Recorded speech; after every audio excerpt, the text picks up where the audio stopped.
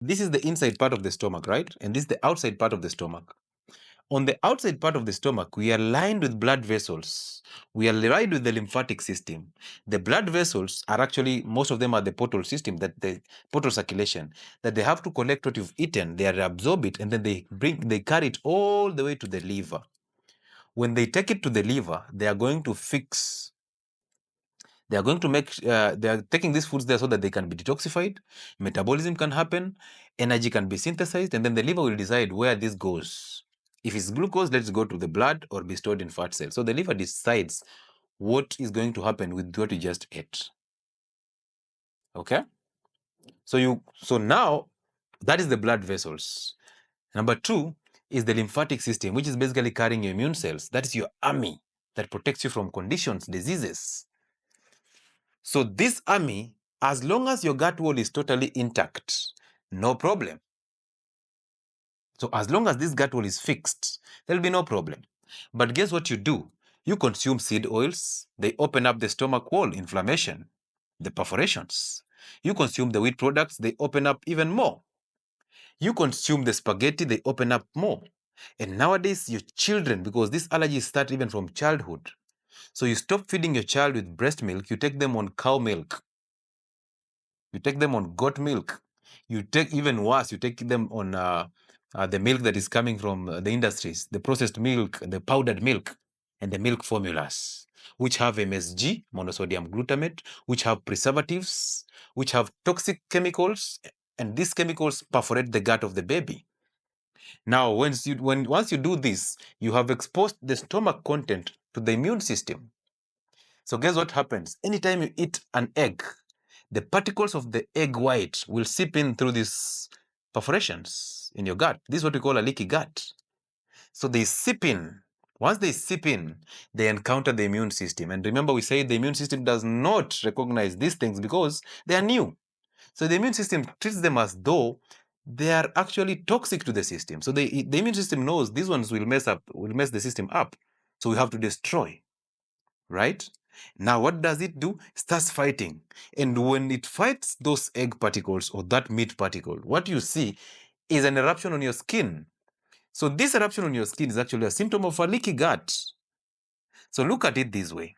You stop eating the eggs, but you continue eating the wheat, the seed oils, and the sugar. Have you fixed this?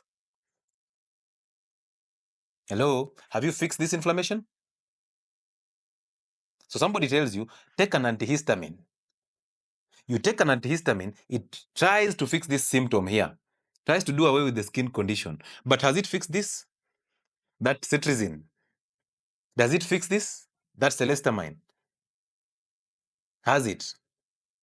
So you can imagine how insane it looks when I tell you to drop the eggs and the protein, and then this is still there. Because I never talk about the seed oils. I never talk about the sugar. I never talk about the wheat products. I simply tell you, this is eggs allergy. Actually, when you go to the hospital with a very bad skin, the first question is, did you eat eggs? They even ask you, did you eat beans? They even forgot beans are carbohydrates. They don't even know. So they're asking you, did you eat beans? You tell them, no, I did not eat beans. They ask you, did you eat eggs? You're thinking, possibly because I ate eggs last week. Now you're like, yeah. Oh, it's the eggs that are causing you this problem. Then you drop the eggs. But the next time you just attempt to eat an egg, because you'll stay for about a year and think, maybe I've healed from the allergies. Let me just enjoy a boiled egg. Whips. Immediately you eat, we get that perforation, the immune system attacks, you get the skin eruptions, and you keep on blaming the protein. So what do you do to enjoy the eggs? First things first, give yourself time so that the gut heals. And what will heal this gut? Dropping what caused it. Drop the seed oils, the gut starts to heal. Drop the sugar, the gut starts to heal.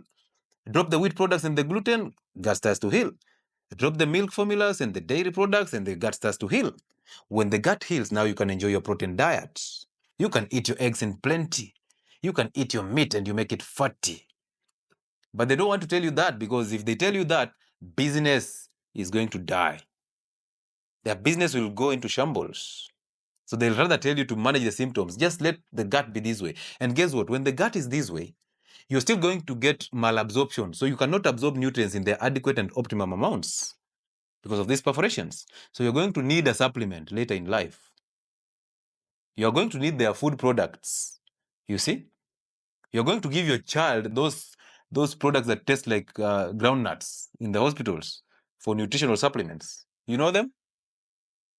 So why don't you fix this by dropping the inflammatory foods, the milk formulas, the sugar, the seed oils, the wheat products, and the gluten, and then you have your gut wall healing. Once you have your gut wall healing, enjoy your meats, enjoy your eggs. Do you need rocket science to understand that? And I preach about this all those, so forget about it. There's nothing like eggs allergy. You don't have eggs allergy. You have a messed up gut. You have wheat addiction. You have sugar addiction. So stop protecting sugar addiction by blaming eggs. Stop protecting chapati addiction for blaming eggs by blaming eggs. Simply drop those three foods and enjoy the eggs in plenty. Okay? Because eggs are superfoods, bro. Eggs are superfoods. The liver is superfood. You need meat. So imagine if you're told to drop the protein. Where are you going to get the amino acids that will be used to form neurotransmitters? And an example of those neurotransmitters that actually come from a protein diet is serotonin. The amino acid that is coming, this neurotransmitter serotonin comes from an amino acid that is called tyrosine. So tyrosine gives you tryptophan. Tryptophan gives you serotonin. So sit back and imagine, this is a neurotransmitter that regulates mood. So people who are depressed actually have a deficiency in this 5-HT. It's called serotonin neurotransmitter.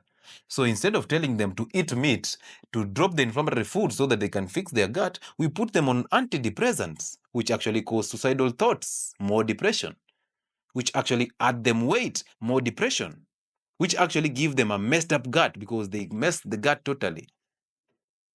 They cause you blood vision, they cause you a very dry mouth, they cause you constipation. All these are side effects of antidepressants. So why can't I just tell you to fix the gut and enjoy the protein diet that will give you natural and organic amino acids that will be converted to active neurotransmitters and hormones that will protect you? If you don't eat eggs and meats, you'll end up having all that muscle wasting. How will you repair that? My friends, it's time for us to fix the causes of diseases and not fix the symptoms of diseases.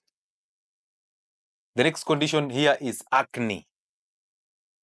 Now, I will not talk much about acne apart from the cystic acne. Cystic acne, you see our ladies out here full of pimples, their skin is messed up, and they still go and take skin products to actually mess the skin even more. But these same ladies, you ask them what they're eating, they tell you, I've been eating healthy. I eat healthy. Then you ask them, what is eating healthy? I eat 1 meal a day, but I eat a fruit pudding during lunch hour. I also snack on sausages. I'm like, okay. So that's what you consider eating healthy? No, doctor, I'm a lady. I'm a lady. Sometimes I eat emotionally. Hey, you eat emotionally. So now you want to protect bad eating by just creating a new word from the blues, emotional eating, right? No, you're a food addict. You're not an emotional eater. You're just a food addict. Now you ask the same ladies about their diets, it's a mess. You ask the same ladies, how old is your last born? They tell you, my last born is 5 years or 7 years. Okay. Or, are you still in campus? Yes. Are you studying? Yes. Do you have a boyfriend? Yes. Are you sexually active? Yes. Do you use condoms? No, doctor, I don't use condoms. Okay. So what do you use? How have you been protecting yourself from getting pregnant, given that your last born is 7 years? So for the last 7 years, how was the sexual activity? You're sexually active. You have a 7-year-old last born, somewhere in campus. Then I ask you, okay, so what is your contraceptive method? Doctor, I went to doctor and they gave me that implant. Ooh. They put an implant here for 12 years. Oh, okay. Good. And you, what do you use? In campus is the order of the day. The P2, So you basically swallow P2 like groundnuts. Good. All right. And you, what are you using? I use the copper, they call it copper tea. I use the copper tea. Okay. Is it hormonal? Doctor, I don't even know. Okay. Did your doctor tell you about it? No, he just told me that my gynecologist, you actually personalize them. My gyna told me that this is the best. But did he tell you if it's a hormonal one or a non-hormonal one? No, he did not mention about it. He just told me it will help me control birth. My friend, that is estrogen loading in your system. On top of that, you're eating the fruits and the puddings, which are basically sprayed with glyphosate. Yes, I use Depo. Depo is a good one. I used to use the tablets, then I realized I can get pregnant. So I decided to go for the Depo. Okay, good. The 12-year one does not disturb me. I don't get the spotting. Yes, but that is estrogen. Now add that estrogen to the hormonal disruptors or endocrine disruptors that are coming with the processed the fruits. Sorry, the organic, the GMO fruits. Add on that skin product of yours. Add on that those detergents that you use. Add on that other hormonal disruptors like the sticky pants. And then sit back and tell me, where are you getting your acne from? Cystic acne is basically estrogen dominance. Cystic acne is high estrogen in the system. So when I see acne in ladies, I'm thinking, is there hormonal contraceptive? Is there bad diets? Is there inflammatory foods? How is her cycle? Asking all these questions, and I just get to the answer like, hey, okay, here we have something. Then I tell you, get rid of that thing. You're like, Doctor, but I'll get pregnant. Of course, you're designed to get pregnant. If a man ejaculates in you, you will get pregnant. What do you expect? Birth control, let it remain in the hands of men. I'll keep on singing this. Let men go back to being men. If your man took you to hospital to just put on that hormonal contraceptive, to just fix, to get that injection, if that man is the one who pushed you to do that, then of course, you chose the wrong one for the 13th time. The wrong one for the 13th time, because he cannot even think, but the burden, because of course, most of them don't even have this information, but you're supposed to have this information as a man. That's why we exist. So you can imagine this man is taking you to hospital to take that contraceptive. And nowadays, even the same men are rushing their daughters to hospital to go and take the HPV vaccine to protect them from cervical cancer. But did you see just the other day, that company that made the COVID vaccine admitting that COVID vaccine actually causes thrombosis, the blood clots? Did you see that? Are you still waiting for another disaster through the HPV? They tell you that HPV will prevent you from getting cervical cancer, but they still supply women with hormonal contraceptives. They are free in hospitals. So what is the message they're sending? That protect them from getting cervical cancer, but then later on give them something that will cause them cancer. I mean, we are smarter than that, right? We are smarter than that. Ask the questions. Don't just hear there's now a cholera vaccine. You are running there because you know you will anyway drink something from the sewage.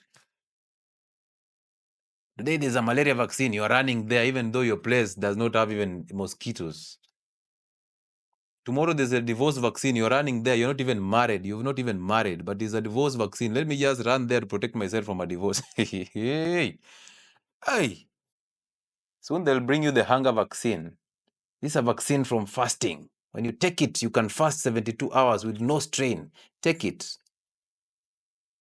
Guys, you need to be very careful about your health. It's very important. Anyway, cystic acne can only be handled by lowering insulin and lowering estrogen.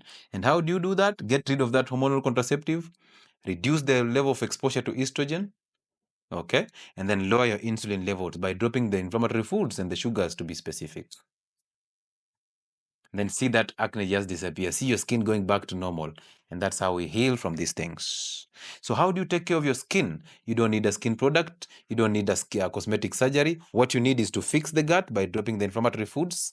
You need exercise to improve blood flow towards the skin so that excretion of toxins get out. You need a bath. You need a shower at least 2 times in a day. You can apply coconut oil so that it just soaks in and then you get a very healthy skin. Use also saturated fat for cooking. Okay? So exercise is very important. In all organs, exercise has to be there. Diets have to be there.